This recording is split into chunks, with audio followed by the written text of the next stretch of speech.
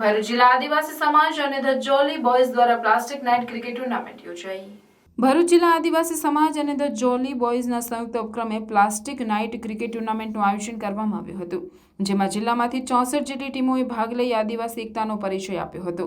Night cricket ટુર્નામેન્ટનો સાંસદ મનસુખ વસાવા અને cricket પ્રેમી ભરૂચના પૂર્વ ધારાસભ્ય દુષ્યંત પટેલે પ્રારંભ કરાવ્યો હતો।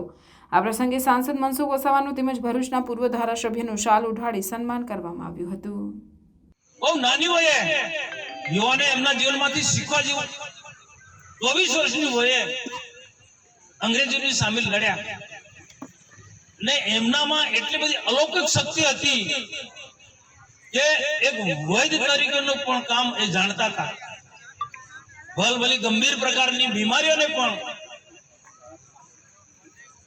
તેઓ એ ઠીક કરી સાજા કરી દેતા। સાથે સાથે એ વખતે આદિવાસીના ઉત્થાનના માટે, આદિવાસીના વિકાસ માટે એમણે જે વાત કરેલી ને એમને વિશ્વાસ હતો કે એક ને એક દિવસ ભારત દેશ આઝાદ થશે ને દેશ આઝાદ થયા પછી આદિવાસી સમાજ પણ વિકાસની સાથે તેટલી પ્રગતિ કરે। તો એ માટે આદિવાસીની પ્રગતિ માટે આપણે એમના જીવનમાં જેટલું શીખવાનું છે, એમણે કહ્યું છે કે આદિવાસીઓની પ્રગતિ કરવી હોય તો આદિવાસી સમાજે કેટલાક વ્યસનો છોડવા પડે।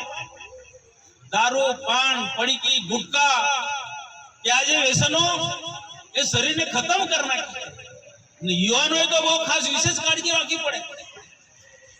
યુવાનોએ ને ભણતા વિદ્યાર્થીઓ બહુ કાળજી રાખવી પડે। ખૂબ સરસ આ આયોજન છે। મને જોઈને આશ્ચર્ય થયું। હું વિશાલને પૂછતો તો મેં કહું ફૂલ ક્રીઝ રાખવાના છો કે અડધી છે? મને કે સાહેબ આખી જ છે। તો મેં કહું બોલ જાય ખરો? તો કે સાહેબ જાય ને। પછી મેં એવું કીધું બોલનો ખર્ચો ઓછો થશે, કારણ કે પ્લાસ્ટિક જઈને કઈ જાય, તૂટવા ભાગવાની કોઈ ચિંતા નહીં, જૂનો થવાની કોઈ ચિંતા નહીં। પણ ખરેખર સુંદર આયોજન અને 64 ટીમો અત્યાર સુધી થઈ હતી ને 100ની અપેક્ષા છે કે 100 જેટલી ટીમો ભાગ લેશે। હું પણ ક્રિકેટ બહુ રમ્યો છું અને ક્રિકેટ ગુજરાતમાં ઘણી બધી જગ્યાઓ અને છેક બોમ્બે સુધી રમ્યો હતો। તો આજે પણ આવી મેચ દ્વારા એક ગામનો ખેલાડી મક્તમપુરમાં આવીને મક્તમપુરના પ્લેયરને મળે અને જે મિત્ર ભાવ થાય છે એ આખી જીવન આજે હજુ પણ અમારી જોડે અમદાવાદ રણજી ટ્રોફીના સિલેક્શનમાં જેટલા ખેલાડીઓ મળે છે એટલે જ્યારે મળે એટલે આપણને જૂના સંસ્મરણો યાદ આવે, જૂની યાદો તાજી થાય।